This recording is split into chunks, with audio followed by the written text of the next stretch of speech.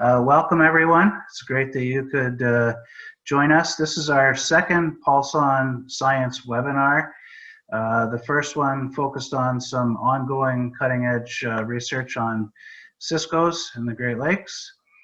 This series is part of our science transfer program and intended to focus attention on new or ongoing research related to a particular topic of interest or an emerging topic. We are planning a second webinar on Indigenous Ecological Knowledge, so that we're going to plan with our partners here over the coming months, and we'll probably announce that sometime this winter. Before we get started, a little bit of Zoom etiquette for this particular presentation. Please mute your microphones, and then the presenters have asked that we turn off our video during the presentation just to avoid distractions, and then following the presentation we can turn our video back on, and Nick Boucher and I will moderate a bit of a question and answer period. The topic today is going to focus on some work that the Saugeen Ojibwe Nation and their partners, the Ontario Ministry of Natural Resources, are undertaking related to Indigenous ecological knowledge and fishery science, and they will introduce many of us to the two-eyed seeing approach. So we're going to hear a joint presentation by a number of folks who contributed to this. They have diverse backgrounds and experiences about the two-eyed seeing approach and Indigenous knowledge. They will share their experience on using this approach to learn more about cisco population status and distribution within the Saugeen Ojibwe Nation traditional territories in Lake Huron. Finally, they'll discuss the benefit of co-producing knowledge with different knowledge systems through dialogue and partnership. So I'll now turn it over to the team to introduce themselves, and we'll get started. Thank you very much. Thanks, Andrew, for the good introduction. And I would also like to thank the Great Lakes Fisheries Commission for hosting our presentation today. I'm going to begin with just a brief introduction of the presenters today. So we have Alexander Duncan, who's our research coordinator from the Chippewas of Nawash Fisheries Assessment Program. Unfortunately, one of our elders, Niptone, suffered a personal tragedy this past week, so he will not be available today. But we do have Vernon Root, who is has many titles. He's an elder, he's a counselor with the Chippewas of Saugeen, he's also a former chief, and he's currently an advisor with the Great Lakes Fisheries Commission.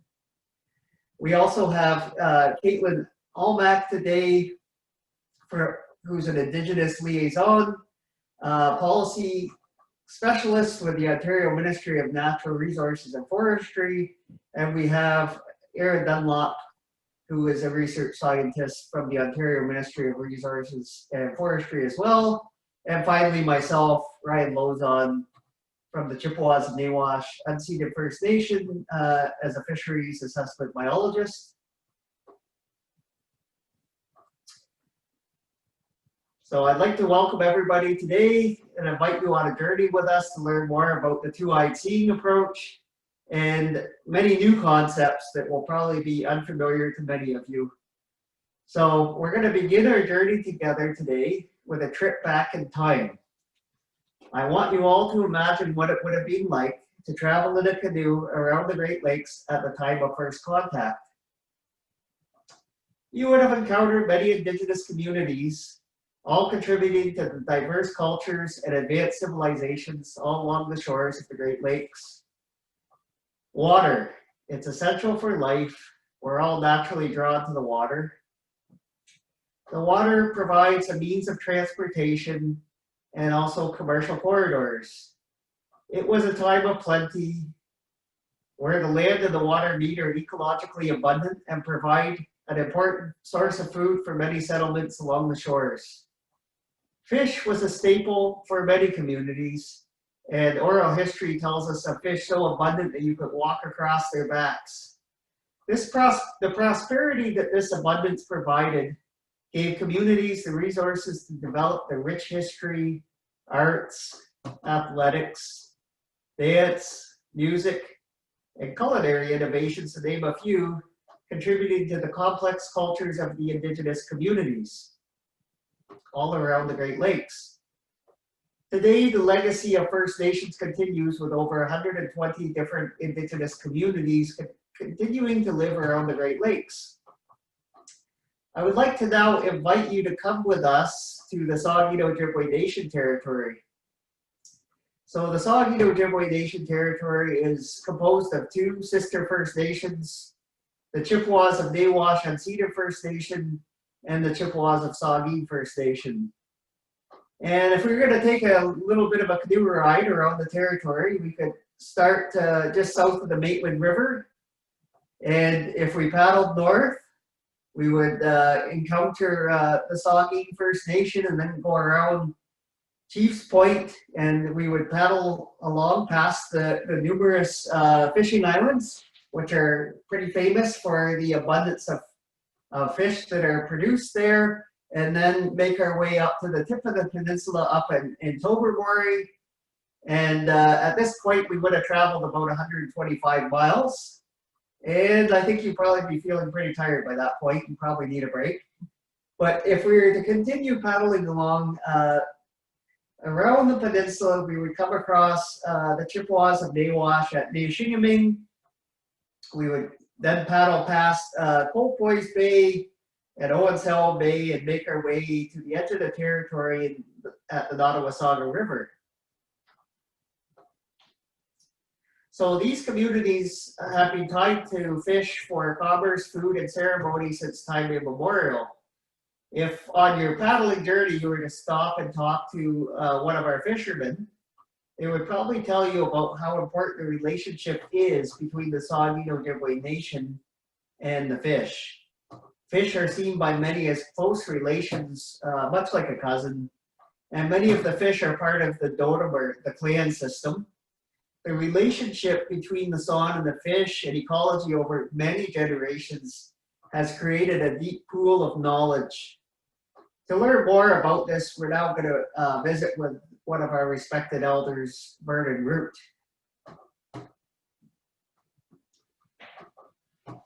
Okay, thank you, Ryan. Just a few words on the background of the fishing.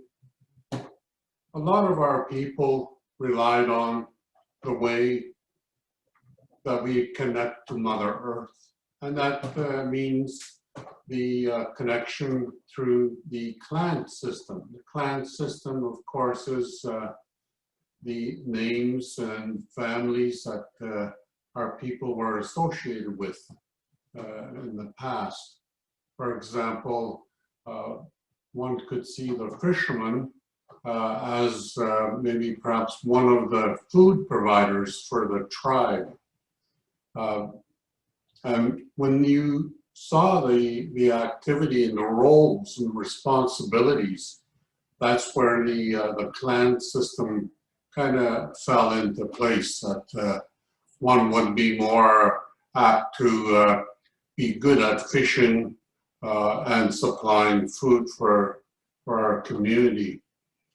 The other, of course, is the knowledge of the lake and the water. A lot of our fishermen have knowledge of the water in terms of how it relates and how pure it might be, or how it's going to resemble perhaps the seasons. And by seeing how much fish and how much spawning takes place in the spring, or etc., things like that, it would give you a sort of prediction on the weather and how the environment is turning out. When I say the word environment, it also means how much good things are still within the lake, because there are things that we do not, I guess, like being in the lake. For example, when we're talking about the eel population, when you have too many eels and we don't do enough to control the eels through all the dams that the Great Lakes body works on, then you have perhaps a little bit of a problem how that would work out. But back then, in the days of our people, there was different control mechanisms that were put in place, and maybe we didn't even have as many populated areas with the eel in the Great Lakes. So many examples like that and how we survived within our territory. Perhaps I should just stop there. We have many more times to say other things, but this gives you an example of some of our lifestyle and the importance of how our people were able to basically communicate with the water, and how they were able to work with, let's say, with nature hand in hand, and looking after our Great Lakes, especially in our homeland here. So I'll stop there, and there'll be other times further on down our presentation we'll make comments. Thank you. Thanks, Vern, for those teachings. So this tree represents the body of knowledge that is Indigenous ecological knowledge. So for our research partnership with SON and the MNRF, we define Indigenous ecological knowledge as the cumulative body of knowledge, practices, and beliefs that are ever evolving and adaptive. They're handed down through generations through cultural teachings about the relationship of human beings and their environment. So you see at the base of the tree, the roots of the tree, is this knowledge that comes from lived observation and experience with the land and water. This knowledge is intergenerational and has to do with community and clans. It also is shared through storytelling, culture, and is held within language and traditions. As we move from the roots of the tree, you'll see that we're talking about Indigenous knowledge and values. The roots of the tree gives way to these branches of Indigenous ecological knowledge. And Vern spoke very eloquently about this, about how Indigenous communities hold knowledge about how to use the environment, including sustainable harvest levels and management practices for the fishery, knowledge about the environment, such as ecosystem processes and functions, population levels, and spawning areas. We also see that what's held within Indigenous knowledge is culturally based values about the environment, such as the importance of environmental integrity and human well-being. This holistic and multifaceted worldview has many different elements, and in our research partnership, we specifically do not use the word traditional because we recognize that this tree of knowledge is living and ever-changing, so we prefer to use the word Indigenous ecological knowledge, although in the literature you'll find a lot of references to traditional knowledge. Next slide. So I'm often asked at the Lake Unit where I work, why not just science? Why Western science? So it's important to understand the philosophical and institutional context and where science originated. So Western science, as we see it now, has its origins in the Renaissance and the Enlightenment. And even before that, you can trace some of the lines to ancient Greece in terms of our philosophical and institutional context. So this way of knowing, or body of knowledge, is largely reductionist. It's focused on objectivity and hypothesis testing. We often find quantitative written records of this knowledge system, and it's based on broad scale application. I think it's important to just recognize that our institutions, including the Ontario Ministry of Natural Resources and the Great Lakes Fisheries Commission, our foundation is in this way of knowing. That's how we understand the complex phenomena of ecosystems that we're studying. This is in contrast to the Indigenous ecological knowledge that Vern spoke of and was represented in the tree. This knowledge is holistic and subjective, is often based on qualitative oral records over time, such as storytelling and anecdotes, and takes a long time to accumulate this knowledge about the land and the ecology. Although these are both body of knowledges on their own right and sit on different circles, there are layers of overlap. Both of these knowledge systems explain complex ecosystems. They're based on empirical observation and are subject to change over time. They can be both verified through repetition. So I'm going to turn it over a little bit to Alex, who's going to talk about how when we use these two sources of knowledge, we can learn more than we ever would in isolation. Thank you. Thanks, Caitlin. Yeah, so a useful concept for understanding the relationship between Western science and Indigenous ecological knowledge is something known as two-eyed seeing, a term that was coined by the Mi'kmaq elder, Dr. Albert Marshall. What two-eyed seeing does is it places Western science and Indigenous knowledge on an even playing field, valuing both ways of knowing and promoting a shared and mutual understanding. If you can imagine, one of your eyes only sees through an Indigenous lens and your other eye only sees through a Western lens. You could live a full and fulfilling life only seeing through one eye. You know, you might not be too good at hockey or sports and your depth perception might be off, but you'd be able to understand what's going on around you. And the same goes for only using an Indigenous lens or an Indigenous eye. And it's only really when we combine both perspectives, we combine both ways of knowing, both perspectives, that we get a much richer and deeper understanding of what's actually going on and what needs to be done. And that's sort of what two-eyed seeing does. And it's an approach that we use for much of the research we are currently undertaking and the research we've done in the past. And I will now be sharing a community-based project that I did for my recently completed master's degree with Lakehead University, the Saugeen Ojibwe Nation in Parks Canada. This project was guided by the two-eyed seeing approach and focused on the Ciscoes of Lake Huron and the Indigenous ecological knowledge of the Saugeen Ojibwe Nation. So the Great Lakes supported a complex of Ciscoes prior to European contact. Pressure from an intensive fishery and impacts from invasive species led to a series of successive extirpations that have left the Ciscoes of the Great Lakes and Lake Huron in particular in a poor state. At present, the only known extant forms in Lake Huron are a hybrid swarm of deep-water chub and the shallow water lake herring. Ciscoes are important to the ecological processes of Lake Huron, occupying an important niche as a planktivore and a prey fish. Unfortunately, certain aspects of these fish are poorly understood, and there is limited Cisco-specific knowledge from a Western science perspective in Lake Huron and the Saugeen Ojibwe Nation traditional territory in particular. This lack of understanding, alongside concerns from Saugeen Ojibwe Nation communities, were the impetus for this research project. The Saugeen has a unique relationship with these fish, the Ciscoes rather. Chub were an important commercial fish species until drastic declines in populations over 2 decades that led to complete cessation of that fishery by the late 2000s. Lake herring are an important traditional food fish, which has been harvested since time immemorial. The Saugeen's connection and time spent alongside these fish represent an opportunity to learn more about Ciscoes for use in future research, management, and our collective understanding.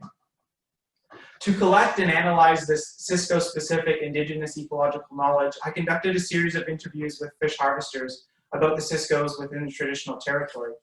During these interviews, we mapped important features, which included past harvest events, spawning locations, movement pathways, and other important sites in the context of the fishery.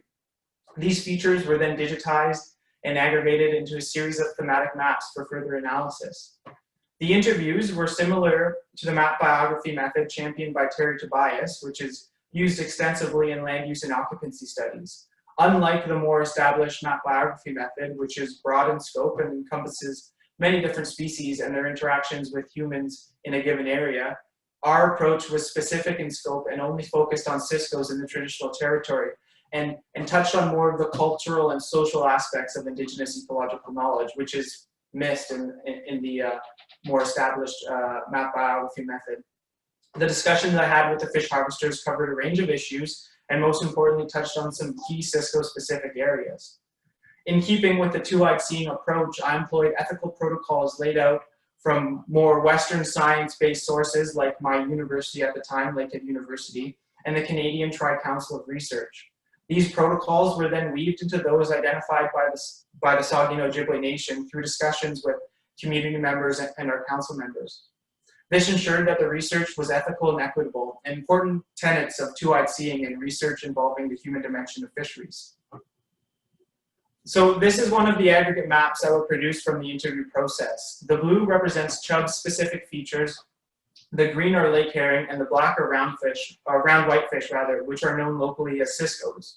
The line features without arrows and polygons represent past harvest events. The line features with arrows indicate cisco movement and the direction of such movement. Most of these features have a temporal component like the specific season of harvest or the years harvested, although that is not included in this particular map. As you can see, there is a wealth of spatial information on a local scale representing one of the key strengths of documenting Indigenous ecological knowledge in a way to contribute to our mutual understanding. In addition to the temporal and spatial information, there is a series of stories associated with each of these features, relating them to social, cultural, and economic realities. And those stories were very rich, and I did learn quite a considerable amount about my own community and the waters more broadly. The maps that were produced from this research provide a detailed glimpse into the Ciscos of the Saugeen Ojibwe Nation traditional territory, providing an abundance of knowledge where there was previously limited knowledge. Based on this mapping information, we engaged in a series of sampling efforts, one of the practical applications of Indigenous ecological knowledge. Our approach was informed by the fish harvesters who participated in this study. All of our excursions were successful in sampling both chub and lake herring. In this circled area, we obtained lake herring as incidentals in the lake whitefish harvest during the fall fish run, rather. One of these collections was spawning. The other three circles were areas that we sampled for chub. Participants from the interviews were hired and helped us sample for these fish. It was really a rewarding experience to be on the boats with the fish harvesters, and I learned a lot from being on the water with them. Being able to be on the boat when these fish harvesters witnessed their first glimpse of chub in around 20 years was something else. It was quite fulfilling, and they were quite ecstatic to see a fish that, you know, was so important to them once upon a time. These sampling excursions, like I said, represent one of the practical applications of using Indigenous ecological knowledge in a fisheries realm. With the sample fish, we measured morphological data and took biological samples with the help from the Great Lakes Fisheries Commission and the Ontario Ministry of Natural Resources and Forestry.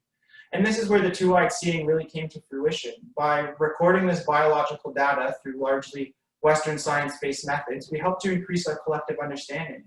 Through further analysis by Randy Eschenmoger and Yu Chun Kao, we discovered a new population of lake herring previously unknown to Western science. Publication forthcoming. This population is, of course, well known by the Saugeen Ojibwe Nation, as indicated by the results from the interview, but it represents an important finding nonetheless.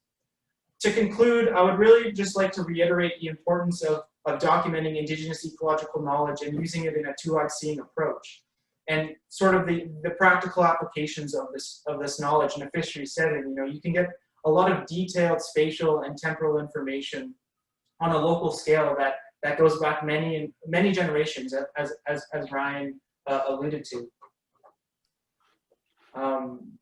Now I will pass the mic, or the computer screen, I guess, over to Erin, and she will be discussing two-eyed seeing elsewhere in the Great Lakes and in fishery science. Gretch. All right, thanks, Alex. Hi, everyone.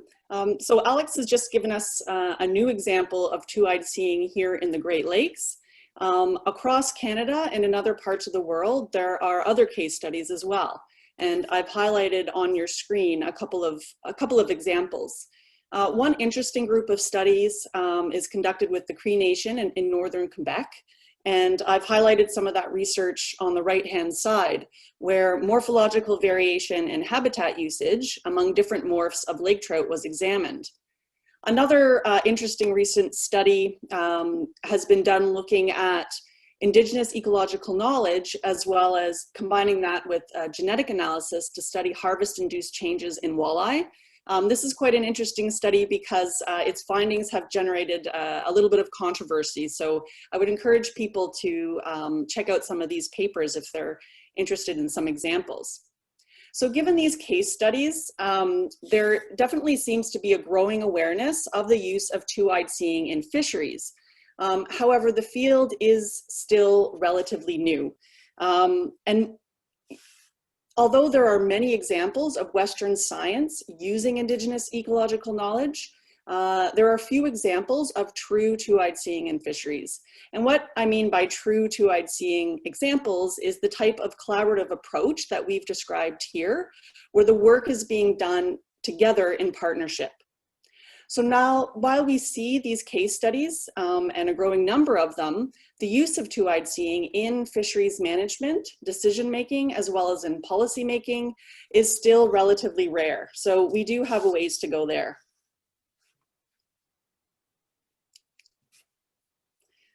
If people are interested in learning more about two-eyed seeing, I would strongly encourage you to read a recent paper just published a couple weeks ago by Dr. Andrea Reed and colleagues, including Mi'kmaq elder, Dr. Albert Marshall. In this paper, they describe in depth 3 other case studies within Canada, and they give a very comprehensive overview and background in terms of two-eyed seeing and its use in fisheries research and management. Next slide. So aside from Alex's case study, we know of only a couple of other examples of two-eyed seeing being used here in the Great Lakes to address fisheries-related questions. However, we believe that this approach is highly relevant and crucial for local issues. The figure on the right of your screen depicts the variation that exists across the Great Lakes in terms of the amount of cumulative stress experienced by and caused by different sources. So this variation speaks to that need for a local perspective. And it's with tackling local issues where two-eyed seeing can have its greatest impact. So while two-eyed seeing operates at the local scale because it involves local communities living intimately with the lake and on the land, its cumulative effect can be broader and much larger scale because of the lessons we can collectively learn by conducting this type of research. Now, challenges do exist when we do two-eyed seeing type studies. One common question we get is what happens when the results from the Indigenous Ecological Knowledge component of the study and the Western science component of the study differ? And the answer is that dialogue and the sharing of information is highlighted and at the heart of two-eyed seeing versus debating and contrasting the information and trying to identify which one is right and which one is wrong. It's really important to note that two-eyed seeing is not about incorporating or assimilating Indigenous ecological knowledge into a Western science world. If the results do seem to differ between the two approaches, this should lead to an in-depth discussion where we hopefully come out of it understanding some of the reasons why the results may differ. This in turn will lead to a better understanding of the ecosystem and in particular to the dynamics of the local area that we're studying. So by having more case studies, such as some of the ones we've described here of two-eyed seeing in the Great Lakes, we think this will increase the collective capacity for doing this type of work. And this in turn will help lead us towards potentially using Indigenous ecological knowledge and two-eyed seeing in resource decision-making. One of the reasons we're here today is to convey to you the message that we think that fisheries agencies, as well as the Great Lakes Fishery Commission, can play a lead role in advancing this field. So why do we need two-eyed seeing now? Well, quite frankly, the Great Lakes are not doing well. So with invasive species, climate change, and water quality issues, the Great Lakes are in a state of ecological degradation. Knowledge holders in the Saugeen Ojibwe Nation have shared with us how community members remember when invasive species first started showing up in their waters, and how this has led to profound changes in the lake that matter a lot to local community members. Two-eyed seeing is also needed because fisheries are inherently social ecological systems involving humans interacting with the environment. Indigenous ecological knowledge is ideally poised to study such a system because it recognizes that interconnectedness between people, fish, and the environment. Two-eyed seeing brings people together with different perspectives to collaborate. And this is what's needed if we're going to tackle some of the complex issues that we face here in the Great Lakes.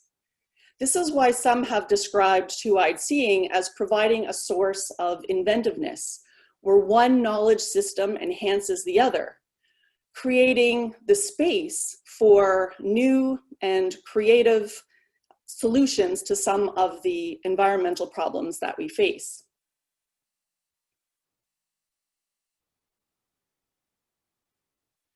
So given the need to tackle some really important local issues in Lake Huron, the Saugeen Ojibwe Nation and the Ministry of Natural Resources and Forestry have recently embarked on a few projects together.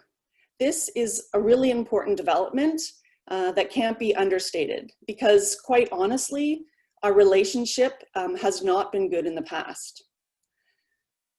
So two-eyed seeing is at the heart of both of these projects. Both projects involve working on issues that are of high importance to Saugeen Ojibwe Nation community members. And crucially, both projects were developed together since their inception. The first project involves looking at the influence of lake trout, and more specifically, lake trout stocking, on recent declines in lake whitefish. We recently developed a proposal that we've put forward for funding, requested funding from the Great Lakes Fishery Commission. And it was working on this proposal that actually brought us together in this new journey. So that proposal, which involved interacting with the community sort of every step of the way, has taken over 2 years to work on. So it's quite an investment in time. The second project, which we've recently just received funding for, is called Together with Gigoyak. Gigoyak is the plural word for fish in Ojibwe. And the title of this project signals how we're coming together collaboratively to better understand and protect these fish populations that we value so much. Working using a two-eyed seeing approach on these projects is going to provide new knowledge not otherwise available to fisheries research and to managers. We believe that down the road, this can lead to more informed and inclusive management decisions. I'm now going to turn the presentation over to Caitlin and Ryan, who are going to share with you some of the principles that we've learned through working on these projects together. And what our hope is for the board members is that this will help you in thinking about how to go about evaluating some of the research proposals that you receive in terms of those that involve Indigenous ecological knowledge, Indigenous communities, as well as two-eyed seeing. Thanks, Erin. So this diagram depicts the principles that we've found through working together in our partnership. We recognize that any effort to co-produce knowledge equitably will be designed in a case-by-case basis, but we're hoping these principles will help you as you learn, as well as to help evaluate proposals with a two-eyed seeing approach. So an important component or principle is that research is place-based and issues-focused. In our case, we are focused around problem solving regarding lake whitefish clip declines and ecosystem change on Lake Huron. We want proposals to recognize multiple ways of knowing. So we formally recognize in our methodology Indigenous knowledge as well as Western science. So Indigenous knowledge through interviews and mapping, as well as Western science approaches and quantitative analysis. Ceremony is an important part of working with Indigenous knowledge systems. So throughout our research process, we're working collaboratively with San community elders to deliberate and use ceremony every step of the research process, and working collaboratively with the community to get guidance. So that's how we formally recognize multiple ways of knowing in our work. A key component of our research collaboration was the development of shared and meaningful goals early on in our partnership, including the goal of improving our relationship and learning from each other. We developed guiding principles early on, including principles of mutual respect, equity and decision-making, as well as recognizing the limitations of each other's knowledge systems. We design for ongoing learning and development in our research. So we don't expect learning just to happen. We make sure that we take the time and effort and design for it. So we've established what we call a learning community together with the Yugongyak Learning Community. And this community will learn together over the next 5 years, and it's made out of San community members as well as San leadership and members of the MNR, including the lake manager and scientists. So the process of learning together, the softer outcomes include building trust and legitimacy into our research. So we're not only doing the research for the outcomes of the project, but we're building trust and working together every step of the way. The final principle that we would like to point you to, and hopefully you can look for this when you're evaluating proposals with Two-Eyed Seeing, is that there's mutual benefit and equitable partnership between the ministry or agency and the Indigenous community. So SAN is benefiting from the research process, and as Aaron mentioned, we've developed even the research questions collaboratively.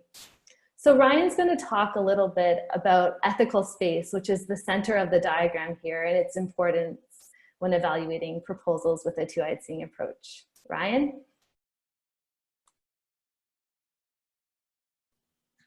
Thank you, Caitlin. Yeah, as Caitlin mentioned, I'd like to talk a little bit about ethical space and ethics. And there is a reason why ethics are at the center of this graphic, and it's because of the importance of ethics and how ethics must be the foundation for everything else that takes place if you want to have a good relationship and if you want to actually be successful in a Two-Eyed Seeing project.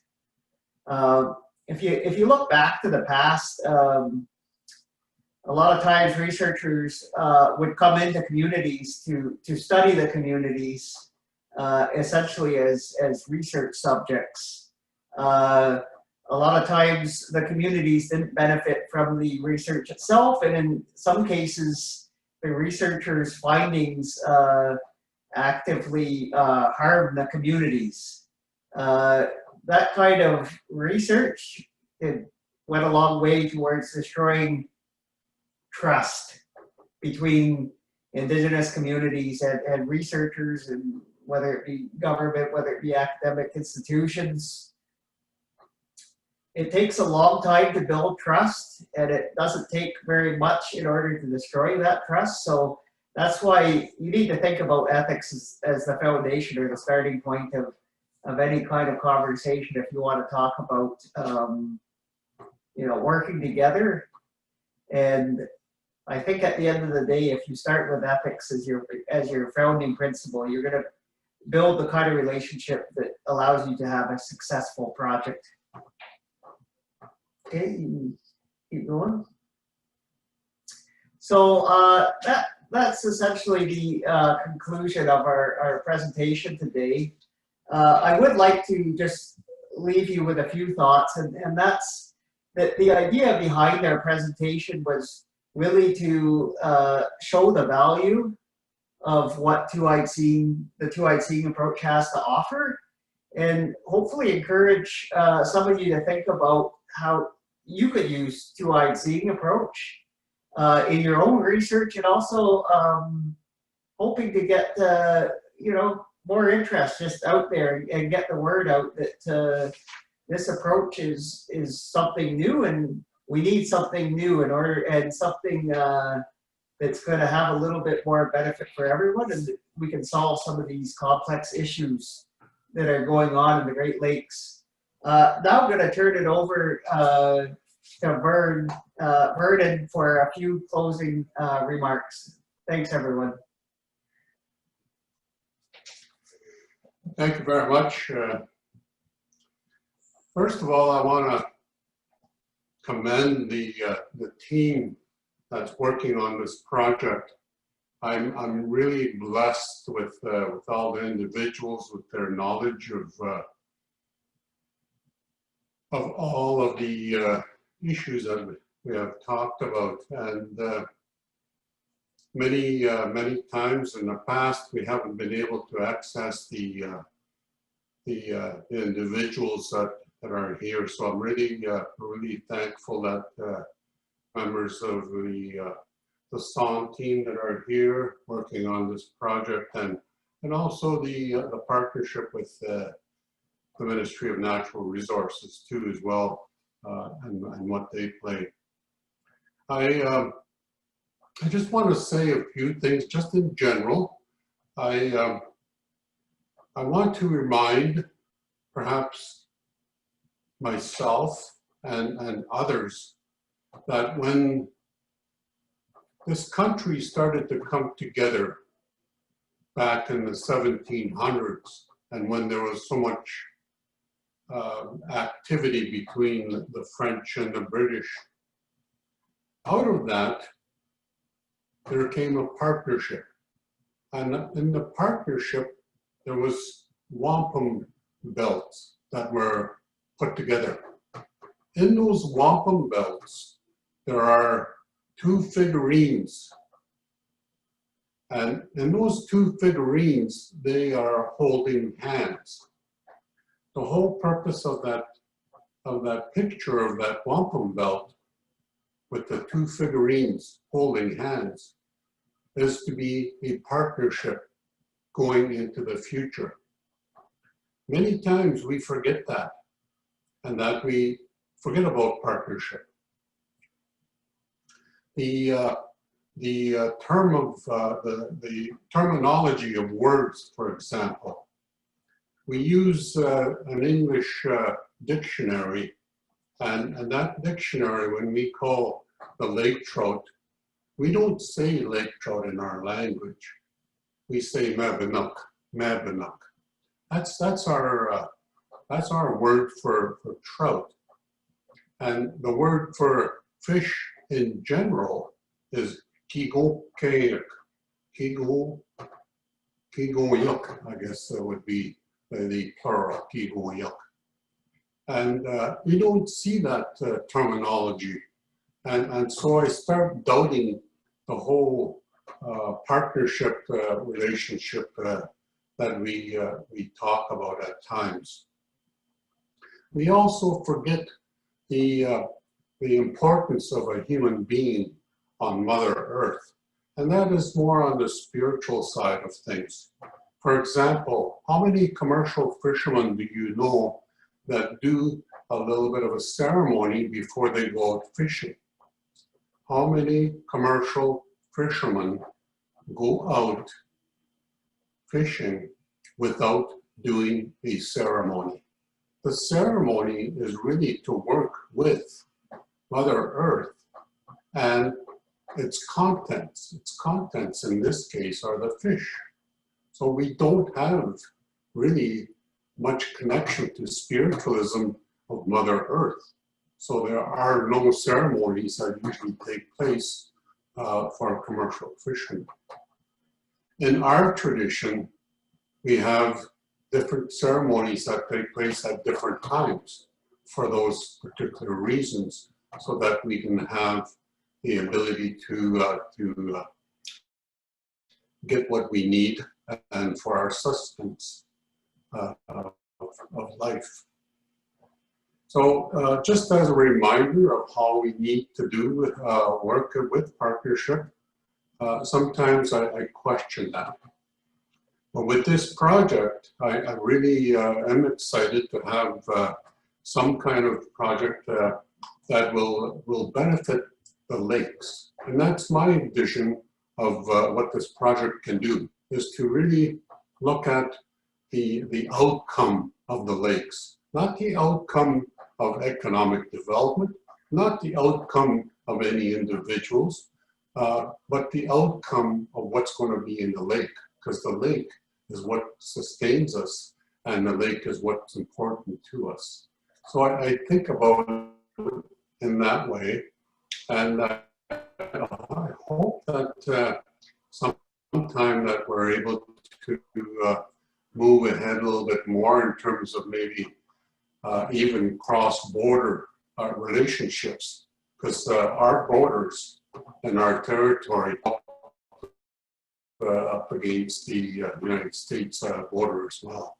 So we need to really put some of those thoughts in mind and make sure that we are able to connect and just put something in place for a future. So basically with those comments, I want to say thank you again to everybody for listening to our presentation. As I said, I'm really honored to have a team that's here to be able to put a project like this forward for the benefit of our future. So with that, I thank you for listening today. Thank you. Excellent. Thank you, Rich. We appreciate all of the presenters. So we've got a bit of time here for some question and answer or discussion. Given the number of people on, I ask that you look to the bottom of your screen, and in the, I think the participants tab or the chat tab, there is a raise hand feature. I think most of you know how to do that now. If you could use that, and Nick Boucher and I will try to moderate some discussion here and identify who has a question.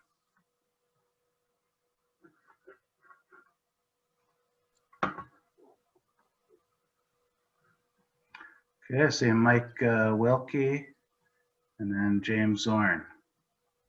Thanks for a really wonderful and really informative presentation. The question I had is, you mentioned how a lot of harm was done, by researchers in the earlier days, where they would, go into a community and treat the communities almost like they were experimental subjects, and and how insulting that was. I mean, what approach would you recommend for researchers who are interested in pursuing some type of partnership, with an Indigenous nation, and basically make that first contact or that outreach initially, without coming across as just being interested in, using them as experimental subjects? Hopefully I was eloquent enough with that wording. Yeah, I'll pass it over to Ryan for that. Yeah, thanks. That's an excellent question, and it's actually one of the most common questions that we hear from academics as well as from various government agencies that ask that exact same question. And I think it's important to realize that each community is unique and may have their own approach. And I think the most appropriate way is to actually reach out to the community and ask the community that you're, what is your protocol? What is the appropriate process in your community to begin this conversation? And I think it takes, a little bit of a humble approach to realize that, we're speaking with knowledge holders.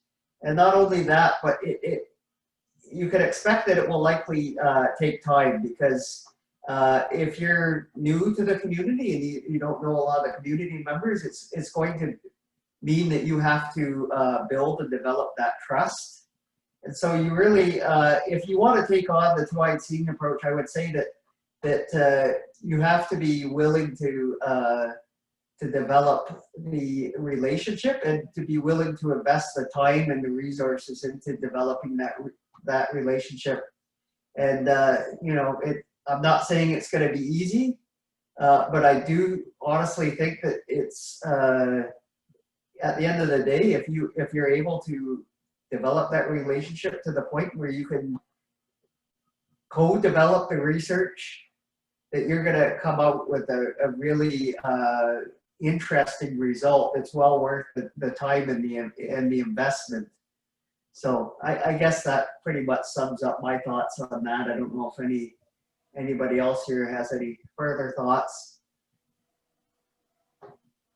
That's wonderful and really helpful. Thank you very much. Yeah, that's an important question, certainly. Okay, let's go to James Zorn with a question. Hey, everybody. Great presentation. Vernon and crew, you guys just captured everything really in an articulate manner. And I think it really captures a lot of the good work that you and other First Nations and Indigenous communities have been doing around the Great Lakes. Great job. I really have two questions, a bunch of them, but two, I think, maybe to help our discussion today. One, Vernon, relates to your cross-border relationships thing. Have any of you been involved under Annex 10 of the Great Lakes Water Quality Agreement? You know, that science annex, and there is a IEK subcommittee as part of that annex that I know was having a hard time getting going, but the work you're doing seems to play right into that. So just to maybe have you comment on that, and I know to have the Fisheries Commission think about what role it might be able to play in that regard. And then secondly, from an Indigenous community perspective, how is your capacity doing in terms of in tribes and First Nations around the Great Lakes? Do you have the resources you need, the people, the money to undertake the work that needs to be done? You know, it seems to me that Indigenous communities have always been behind the 8 ball in terms of having that type of capacity to keep up with the other governments who are in the room and at the table. So, and maybe if you could think about a little bit how the Fishery Commission or other people here around the table in the room with us today can help you guys be better equipped to undertake the work that needs to be done. Again, thanks a lot.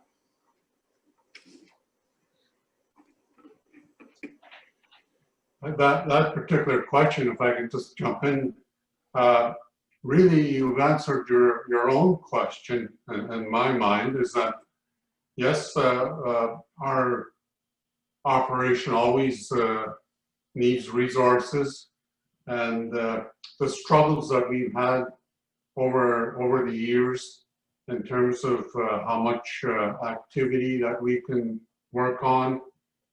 The lack of resources has always played havoc with us in terms of trying to put some of that research work into play. But we have worked on it, and I think we have a fairly good idea on our approach. Now the next question comes into play is how do we get some assistance to that resource need, and the benefits, of course, are much more beneficial for everybody by the work that's being accomplished as well. So that's about all I can say with that one. Perhaps any one of my technicians, our expert technicians, might be able to add. Yeah, and in terms of capacity, we showed a map of our traditional territory there, and it's quite extensive. And I know capacity has always been an issue with our community and communities across the Great Lakes in particular. And you know, luckily I am pursuing post-secondary studies, and it's really offered me a chance to conduct this sort of research and become involved. But I know, like, I wouldn't say it's rare, but it's not that common to have a large number of post-secondary students or researchers coming into the community. Oftentimes in the past, with research associated to the fishery, we have people from outside the community coming in, and as we mentioned, that can be a bit of an issue, especially when we're talking about sensitive issues and, you know, trying to get down to the nitty-gritty. But yeah, like I would support any other students out there. And I know Andrea Reed was just in this call, and she's starting up an Indigenous Fisheries Research Unit out at the University of British Columbia. So, you know, I'm going there, so fingers crossed it'll become a central hub for Indigenous fisheries research. But yeah.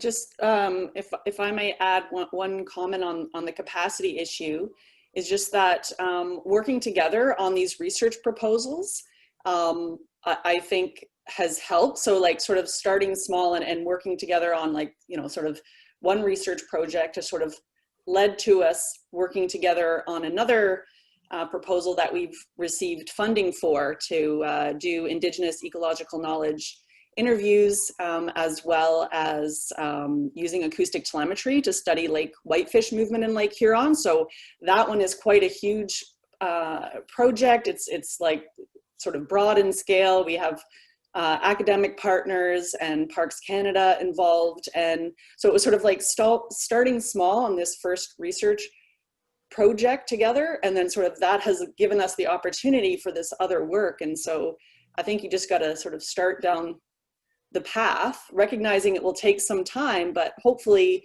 by doing this type of work, it leads to those opportunities. Great. With respect to the other item that James mentioned, the group associated with Annex 10 of the Great Lakes Water Quality Agreement, we can certainly have a discussion offline if there's interest there. We're linked into that group, and so we may be able to help facilitate your engagement in that group if you so desire. All right, do we have any other questions? We're approaching the time limit here, but if our presenters are willing, now that we have them here, if they're willing to stay on for another 10 or so minutes, we can entertain some other questions if we have them. Yeah, sounds good. Okay, I'll just quickly mention for some of the folks on the webinar, the group mentioned a couple times about reviewing proposals that contain Indigenous ecological knowledge as an element of that proposed research, and that's really been a challenge for the Great Lakes Fishery Commission research boards, both in sea lamprey and fisheries, and we reached out to the Saugeen Ojibwe to kind of help us chart a path to better acknowledging that element of research proposals, because we just were ill-equipped with the tools to address that part of the proposals. And so that kind of led to an invitation by the SON to engage in a traditional or an ecological knowledge retreat that was postponed by COVID. So that's sort of what spawned this webinar series, is to continue that momentum, continue the learning, and continue working together to better our research program. So I just wanted to provide that bit of context for those of you outside of the research board and this group. All right, do we have any other questions from the audience?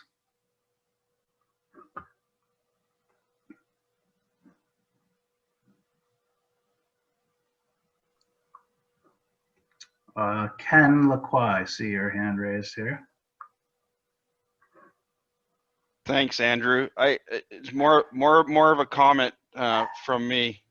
I just wanted to thank the group, the working group here, for the amount of effort that they've put forward in this approach, and I am really looking forward to getting this project underway, hopefully, and the knowledge that we're going to learn from this process. So I know I really appreciate the time and effort from the SON members and from our team here in putting this together. And thank you, Vernon, for sharing your knowledge today. So appreciate that as well. Miigwech.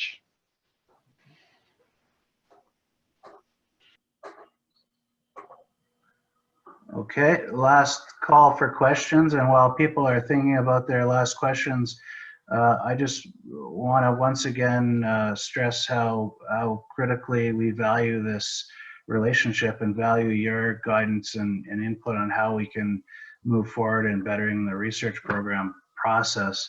And I mentioned we're working on a second webinar. I encourage any of the audience to submit to us any thoughts or ideas or questions with respect to that second webinar. We're going to work with our friends at the Ministry of Natural Resources and the Saugeen Ojibwe to develop that second webinar and think about some ideas to bring other perspectives. So hopefully this was a really good introduction for some of you to the two-eyed seeing approach, and we certainly thank the team for making the effort to teach us about that, and certainly thanks to Vern Root for his knowledge. We appreciate everyone's contributions today. Dale Burkett from the Great Lakes Fishery Commission Sea Lamprey Control Program has a question.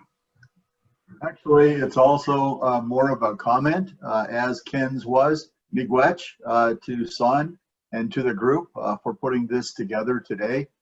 In the control program, we have a vested and abiding interest in working together. And we deeply appreciate the efforts of SON as we rehabilitated Denny's Dam. We hope to build upon the relationships built during that process and on the learning that we at the Commission had as a result of that collaborative and cooperative process. And I applaud today's presentation and look forward to expanded work with the First Nations and tribes throughout the basin. Thank you, Dale. All right. Well, maybe I'll turn it over to our friends at the SON and MNRF for any last words, and then we'll close out. Thanks again, everybody. You guys have any closing remarks? Go ahead, Alex. Well, thanks for coming and listening to us. We think this is like a really important topic in the Great Lakes, and I really appreciate all of you guys coming down to sit and listen to us. Keep your eyes and ears peeled for further publications and information from us. And you know, if you're interested, feel free to reach out to us. We're always around, and we're willing to discuss and talk more about whatever you guys would like to talk about. Miigwech.